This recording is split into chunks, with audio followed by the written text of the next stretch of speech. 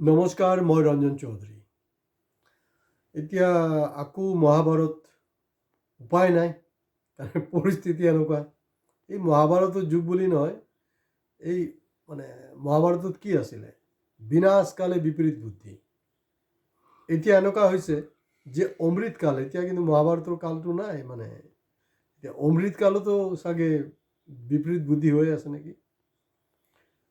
মই ইয়াৰ আগতো আপোনালোকৰ ভিডিঅ' কৰিছিলোঁ, সেইকাৰণে কৈ থাকোঁ বন্ধুসকল ছাবস্ক্ৰাইব প্লিজ কৰিব, কোনো সাহস নকৰে। মোৰ টাইটেল কি আছিলে সেইটো জানেনে? গৌৰৱৰ মূৰত গোবৰ আছে নেকি কৰিছিলোঁ। কোনোবা হিম্মত আছেনে এনেকৈ গৌৰৱ, যিজন মানে উপদলপতি পাৰ্লামেণ্টৰ, তেওঁৰ সম্পৰ্কে কৰা? মই কৰিছিলোঁ, কাৰণ গৌৰৱো দেখিছে সেইটো, কাৰণ তাত চুবলৈ একো নাই। কথাটো হ'ল এনেকুৱা যে গৌৰৱ ঠিকেই গৈ আছিলে, আৰ এইফালে বিজেপিৰ যোনটো মানে অন্তকৰণ বিদ্ৰোহ যি ষ্টাৰ্ট হৈছিলে, এইটো একদম ঠিক টাইম মতে ষ্টাৰ্ট হ'ল, চব ঠিকেই আছে, কোনো দিগদাৰ নাই। কিন্তু এটা বস্তু মাইণ্ডত থাকিব যে বিজেপি আৰু RSSৰ বিশ্ব হিন্দু পৰিষদৰ বজৰং দলৰ ষ্টেণ্ডটো কি জানে নাই? আপুনি এৰা গেৰা নথু গেৰা, আপুনি যাক খুচি কেণ্ডিডেট দিয়ক, মানে তেওঁলোকৰ ছিংগল এজেণ্ডা বিজেপিৰ কেণ্ডিডেট হ'লেই তেখেতক জিকাব লাগিব, জিকোৱাৰ কাৰণে যি কৰিব লগা আছে চব কৰিব লাগিব। এতিয়া চাওক, একচুৱেলি কি হয়, মই একদম বাস্তৱ এটা হেৰি কৰিছোঁ। বিয়া বাৰুতো নিশ্চয় আপোনালোকে কৰিছে। ৰ'ব, মইতো সাধাৰণ মানুহ, সেইকাৰণে বিয়া বাৰু কৰিছোঁ। যিবিলাক অসাধাৰণ কেতিয়াবা বিয়া বাৰু নকৰে, বহুত কিবা কিবি আছে। মই আপোনালোকৰ নিচিনা একজন সাধাৰণ মানুহ, মই তেনেকৈ বুদ্ধি চুদ্ধি নাই, তো নেচাৰেলি বুদ্ধিজীৱী হোৱাৰ কোনো প্ৰশ্নই নুঠে। হয়, 2026 নিৰ্বাচনী যে ৰেজাল্ট, সেই ৰেজাল্টে কিন্তু প্ৰমাণ কৰিব যে অসমৰ 1 নম্বৰ বুদ্ধিজীৱী কোন। তেতিয়া আপোনালোকেহে ক'ব 1 নম্বৰ, কাৰণ এতিয়া চবেই দেখোন প্ৰায় 200 মানুহ দেখোন বুদ্ধিজীৱী ওলাই গৈছে, 300 মানুহ বুদ্ধিজীৱী, জইণ্ট ছিগনেচাৰ কিবা কিবি। আৰু মই সেইবোৰত নাই দেই, মই নাই। ঠিক গৈ আছিলে, কাৰণ অজপৰ লগত গৌৰৱৰ যি এলায়েন্স হ'ল, সেইটো তথাপিও অলপ একচেপ্টেবল নকওঁ, কিন্তু ক'ৰবাত তেখেত গৌৰৱে ভুল কৰিছে, ব্লেকমেইলিং কৰিছে, যে মানে নাই মামাতকৈ কণা মামা ভাল, তেনেকুৱাতে তেওঁ ভাবিছে। আৰু শেহতীয়াকৈ যোনটো কাৰবাৰ কৰিলে, কাৰণ মই 2012ৰ পৰা ধাৰাবাহিকভাৱে কৈ আহিছোঁ, এপিছ'ডতো আছে, বিভিন্ন এপিছ'ডত, যে 2012ৰ পৰা অখিল হিমন্তৰ কাৰণে কাম কৰি আছে। এয়া যেতিয়া 2012ত কংগ্ৰেছত আছিলে তেতিয়াও কৰিছিলে, এতিয়া তেওঁ বিজেপিৰ মুখ্যমন্ত্ৰী এতিয়াও কৰি আছে। মূল কথাটো সেইটো, এই বস্তুটো আমাৰ বুদ্ধিজীৱীবিলাকৰ মূৰত কেলে নোসোমায়। আৰু এই অতি বিপ্লৱী বুদ্ধিজীৱী মানে আমাৰ অখিল গগৈৰ ওপৰত বুদ্ধিজীৱীবিলাকৰ এতিয়া এটা ইমান মানে ছফ্ট কৰ্ণাৰ কিয় মই ধৰিব পৰা নাই। তো লাষ্টত কি কৰিলে, যেতিয়া আপোনাৰ ভূপেন বৰা ওলাই গ'ল, ভূপেন বৰাও নহয়, এইটোলৈকে ঠিকে আছে, প্ৰদ্যুৎ বৰদলৈ ওলাই যোৱাৰ পিছত মানে এই যে বুদ্ধিজীৱীৰ বুদ্ধি লৈ গৌৰৱে কৰিলে কি, অখিলক ফোন কৰিলে আৰু এলায়েন্সৰ এটা প্ৰস্তাৱ দিলে। সেই এলায়েন্সৰ প্ৰস্তাৱ লৈ আমি অহা এপিছ'ডবিলাকত বিস্তৃতভাৱে আপোনালোকৰ পষ্টমৰ্টম ৰিপৰ্ট দিম। চৰি, মানে সমষ্টি ৱাইজ, এতিয়া সেইবিলাকৰ নাযাওঁ। আৰু তেওঁ সেই চক্কৰটোত পৰি গ'ল, কাৰণ গৌৰৱ গগৈ এটা বস্তু মনত থ'ব, তেওঁ কিন্তু তৰুণ গগৈৰ পুতেক হয়, এই বস্তুটো মাইণ্ডত থ'ব। কিন্তু তেখেতে কি ধৰণে ৰাজনীতিটো কৰিছিলে, কি ধৰণে 15 বছৰ অসমৰ মুখ্যমন্ত্ৰী হৈ আছিলে, এইটো কেতিয়াবা তেওঁৰ মাইণ্ডৰ পৰা ওলাই যায়।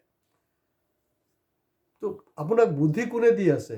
এইটো যে মই বিয়াৰ কথা কৈ আছিলোঁ, মানে কি হ'ল, কেতিয়াবা অভিভাৱকে কি হয়, অভিভাৱকে ক'ৰবাত ছোৱালী দেখি আহিলে, পচন্দ হ'ল, ল'ৰাটোক ক'লে যে না মোৰ পচন্দ হৈ গ'ল, এইটো দেউতা হ'ব পাৰে, খুৰা হ'ব পাৰে, খুৰী হ'ব পাৰে, কৈ দিয়ে, আৰু তেওঁ ট্ৰাষ্টত লৈ লয় যে নাই ঠিক আছে।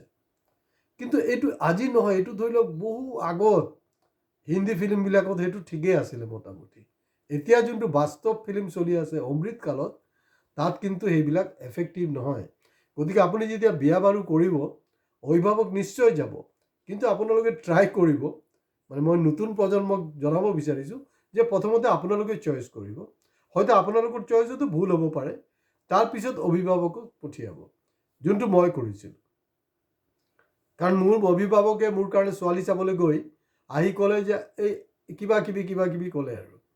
তেতিয়া মই ভাবিলোঁ যে ঠিক আছে, মোৰ মাৰ লগতো থাকিব লাগিব তাই, তো যাতে কোনো ধৰণৰ সংঘাত নহয়, ঠিক আছে হ'ব, মানে কিবা নেগেটিভ কিবা ওলাইছে। তাত প্ৰস্তাৱটো ঢেৰ আছিলে। তাৰপিছত যেতিয়া প্ৰস্তাৱ আহিলে তেতিয়া মই স্থিৰ কৰিলোঁ যে নাই, এইবাৰ অভিভাৱক নহয়, মই নিজে যাম আৰু অভিভাৱকক জনাম যে মোৰ পচন্দ হ'ল বা নাই হোৱা। তো যি নহওক ঘটনাক্ৰমত পচন্দ হ'ল আৰু মই মোৰ অভিভাৱকক গ'লোঁ আৰু তেওঁলোক নিয়ম মাফিক আশীৰ্বাদৰ দিনাখন গ'ল আৰু তেওঁলোকে আহি কোনো বেড ৰিমাৰ্কছ দিয়া নাই। তেনেকুৱাকৈ হ'ব লাগে। কিন্তু এটা বিয়া ভাঙি যোৱাৰ পিছত মাজত যদি আকৌ জোৰা লগাবলৈ বিচাৰে নহয়, মহা বিপদ। অখিল গগৈ কোন? অলপতে মই এটা ছ'চিয়েল মিডিয়াত দেখিছোঁ, সি কিমান বঢ়িয়াকৈ কৈ আছে, কথা এটা কওঁ, মানে একদম অকৰা ল'ৰা আৰু। কথা এটা কওঁ মানে, তই জিন্দগীত কাৰোবাক সুধি কথা পাতিছ নেকি? যি খুচি তাকে সি বকি থাকে, যাকে খুচি গালি পাৰি থাকে। কথা এটা কওঁ, কিমান মিঠাকৈ মানে কথাবিলাক পাতি আছে। সেইটো কাকো কেতিয়া সোধা নহয়। আৰে সাংবাদিকবিলাক গাধাকেইটা, তহঁতি সুধিব লাগে তো, আপুনি জিন্দগীত কাৰোবাক গালি পৰাৰ আগত আমাক সুধিছিলে নেকি? নাই সোধা নহয়। সাংবাদিকতো সাংবাদিক আৰু কি কৰিব, উপায় নাই। তেতিয়া লাষ্ট পজিশ্যনটো হ'ল এইবিলাক হেঁচাত এই মানে গৌৰৱৰ মূৰত সোমাই গ'ল যে না, এইটো এলায়েন্স নকৰিলে পিছত মোক হাইকমাণ্ডৰ গালি পাৰিব, ৰাজ্যৰ যিবিলাক আমাৰ বুদ্ধিজীৱী আছে তেওঁলোকো গালি পাৰিব। আচলতে ভুল।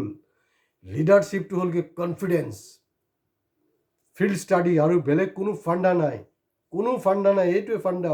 তেওঁ ঠিক গতিত গৈ আছিলে, কিন্তু শেহতীয়াকৈ যে এলায়েন্স কৰিলে, এলায়েন্সত যি এটা সম্ভাৱনা সৃষ্টি হৈছিলে, বিৰোধী পাৰ্টি কংগ্ৰেছৰ নেতৃত্বত শাসনৰ গদিত আহিব, সেইটো কিন্তু একদম মই নাইকিয়া কৰি দিব খুজিছোঁ। এইটো কেতিয়াও নহ'ব। আৰু আপোনালোকে মিলাই চাব যে এই বুদ্ধিজীৱীবিলাকৰ যি পৰামৰ্শ, এইটো ফলপ্ৰসূ হ'ল না মই অতদিনে যিবিলাক কথা পাতি আহিছোঁ, মোৰ কথাটো প্ৰেক্টিকেল হৈছে।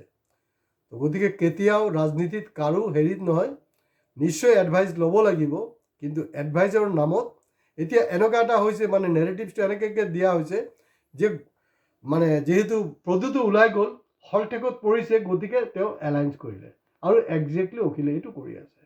কাৰণ মই আগৰ পৰা কৈ আছোঁ যে অখিলৰ লগত এলায়েন্স কৰিলেও লেং মাৰিব কংগ্ৰেছক, এলায়েন্স নকৰিলেও লেং মাৰিব। হয়, এটা নিশ্চিত হৈ গ'ল যে অখিল গগৈ আকৌ য'ত হৰা চিট শিৱসাগৰ হাৰিব লগা আছিলে, তাত কিন্তু আকৌ জিকিবলৈ গৈ আছে।